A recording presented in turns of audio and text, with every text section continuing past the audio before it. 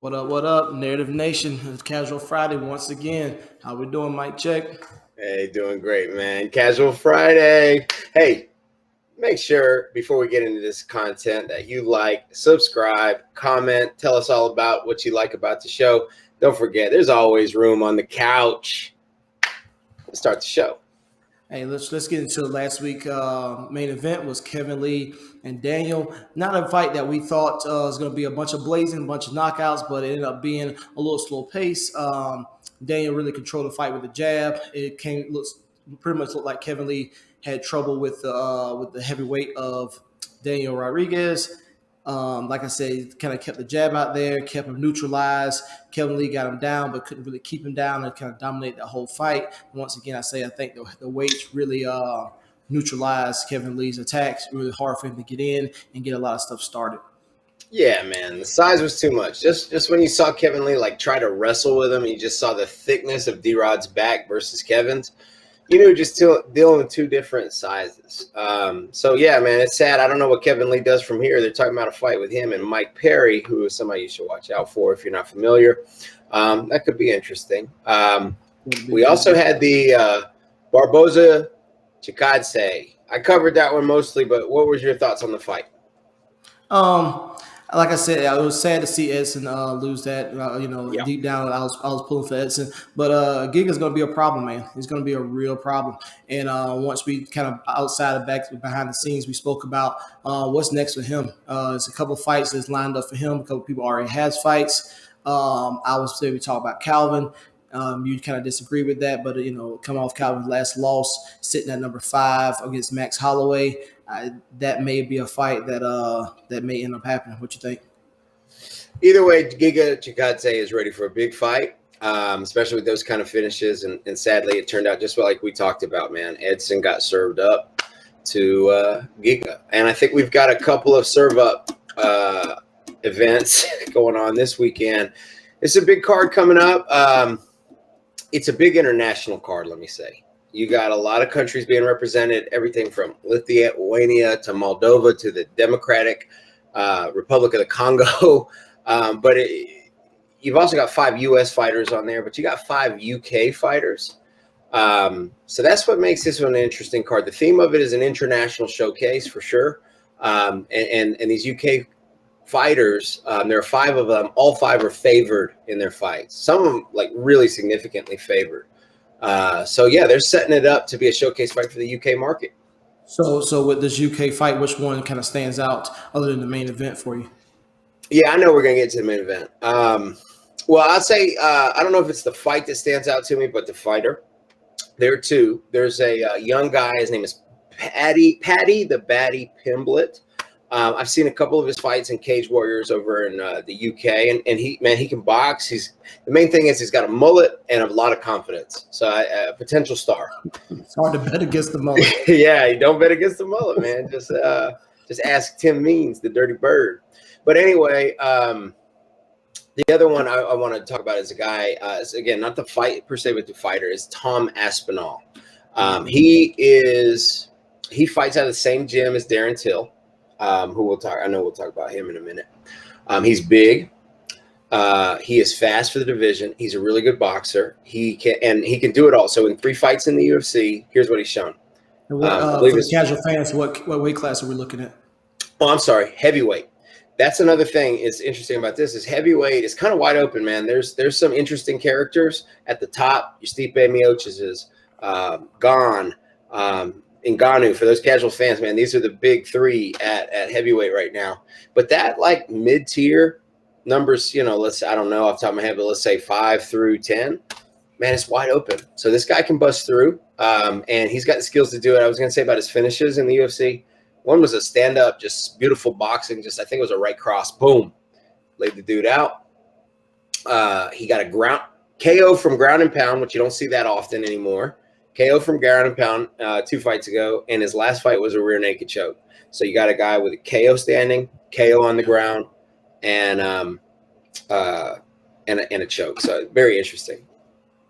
All right. So spinning off that, we're gonna go straight into the main event: Kevin Brunson, Daniel Till. My side on this is maybe just potentially looking for a title shot somewhere in the weeds. Maybe hard to say, but Darren Brunson's got. I feel Darren Brunson's going to have just going to be not a banger. I was so excited about the Kevin Lee and Daniel Rodriguez fight. It's probably from the last couple of fights with Brunson. He's going back to the smother you, try to take you down, wear you out. His last couple of fights has been 5-round decision fights. So with that, I think Darren Till's going to have a hard time, or maybe not a hard time at all. He's going to be able to stuff the takedowns and things along those lines. I think Darren Till is a very exciting fighter. He's got a lot of stuff going for him. He got a lot of hype behind his name. He's coming off a couple losses, but the hype is still there. But I feel like he can possibly roll with the momentum. If Darren Till can win this, he may probably be suitable to take that title shot. But also the same thing with Brunson. You may not agree, but I really think Brunson, after having a bad loss to Izzy, his last chance, he can definitely put on to the point of he can make a point and make a statement that that was a fight he came into, probably used more stand up than he thought he should have, or maybe got caught up in the hype, the trash talking between him and Izzy before, and actually go in, try to stuff Izzy, try to get him against fist, rough him up a little bit, and hopefully we can see some of this ground game that we've been hearing, but really get to see rare of Izzy. What you think about that? What's your thought? Well, let's start with Derek. Man, if he's going to get a title shot off of a win against Darren Till, I think it's easier if he wins like in emphatic fashion with a KO or something like that. But like you just talked about, he really doesn't do that. He's more of a grinder. So his style's a little boring. Okay. And then his personality's boring. He doesn't say much on the microphone. He's never very like entertaining. And so that's the biggest problem is like what makes you really want to see him. So here's what he's got to do, in my opinion. Okay, either A, get a devastating knockout where it's just undeniable this is the guy, or he needs to go on there and explain just what you said, but do it in emphatic fashion, do it in compelling fashion, and say, "Look, Izzy, that was a fluke. I'm coming for you, and I can beat you this time, and here's why." I think if you do that, you can set yourself up for a potential title fight. However, if he wins by a boring decision, if he gets on the microphone and says, "Oh, I'm just here to take over. I'm going to win my belt eventually." Like if he just is boring, no. I think that who wins. So you're saying he has to call out Izzy after a big win or after any win, he's definitely got to call out Izzy. He's got to call him and get that hype back behind him. Yeah, he's got to reintroduce himself to like you guys. If you don't know who he is, I don't blame you. He's 37 years old. And by the way, I like Derek. He's from North Carolina. He's a guy I've been watching for a long time. Unfortunately, you and I saw him get head kick KO'd. Was that Jacare? Jacare head kick KO'd. Yes, it was Jacare. Yeah, that was in Charlotte. We saw that live, and that was brutal, man. But anyway, this is going to be his 19th fight in the UFC. He's 37 years old. He's on a 4-fight win streak, which is unique. If you look at those 4 fighters, though, they're all up-and-comers.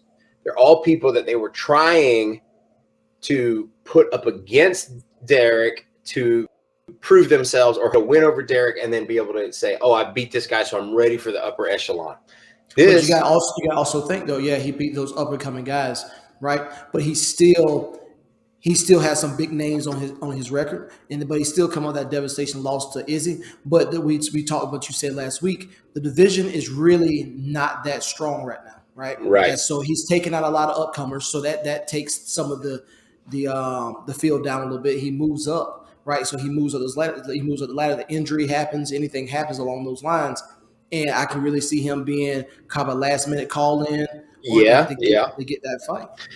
Well, no doubt he's motivated to win, right? Like you got to win. Is he going to be like prime candidate for a title shot if he wins? I don't necessarily think so. I think if he wins, especially in a boring way, and then if he like has a boring post-fight interview, I think the biggest winner is Jared Cannonier. Jared Cannonier, who we met a couple weeks ago, he's on his quest, and he hasn't fought the champion either. So that's why I think they're really setting this up for Darren. Okay, Jared's a potential candidate to fight Israel. If Israel beats Robert Whitaker, and he probably will, right? We think he might, probably will. So, you need to keep coming up with contenders. You got Jared Cannonier, who we met a couple weeks ago, and now you could potentially have Darren Till. Brash English dude, like you said, he's got that hype behind him, but that comes from his personality. He's got a lot of personality. He's interesting to listen to on the mic, in contrast to Derek Brunson, and he has a striking-based style. Now, in most cases, fans favor striking-based style because you're more likely to see a big KO. In which we say style makes fights, and Styles, you will hear us say that 1,000 times. Style makes fights, and this style, and this style, these two fighters' style, it can go either way, right? It can decision 5 round decision or knockout. But like I said, styles makes fights. Yeah, I think too. What to expect from this one is, hey, it might be a barn burner. Derek Brunson really knows how to brawl. I might say knows how is like willing to get into a brawl. Check out his fight against Robert Whitaker. He ended up getting KO'd. But if you want to see how he can brawl, check that one out. He goes insane. But he can be tactical and he can wrestle and just control and win a smart, tactical, wrestling heavy style as well.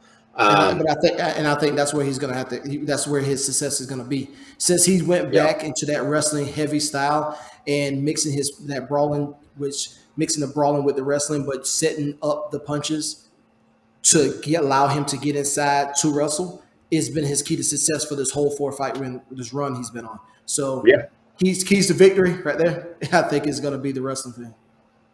Yeah, absolutely. And Darren, on the flip on that, if he wins, especially by exciting KO, he's likely to get on the mic and make a big case.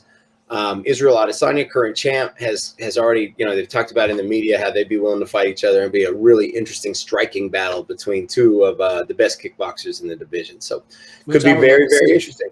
Oh, yeah. Because Darren Till is a big boy, man. And I would love to see that striking between him and Izzy. That will be a nice one to see because, once again, it'll be another banger. It'll be something that may not go to decision and possibly won't. If it do go to decision, it'll be probably a war.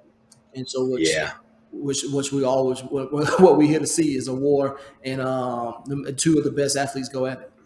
Oh, you got it. So get excited for a potential war, or get excited to see a really tactical battle. One tactical striker versus a tactical wrestler. Could go any way. And that's the best part of mixed martial arts.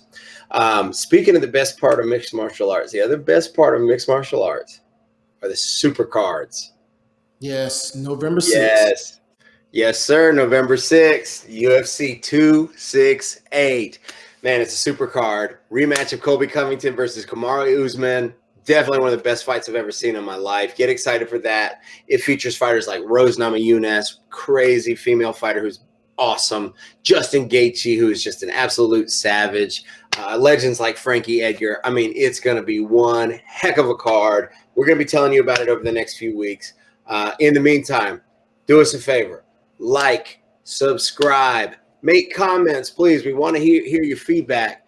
And share this with your friends. There's always room on the couch. We'll see you next Friday for another Casual Friday.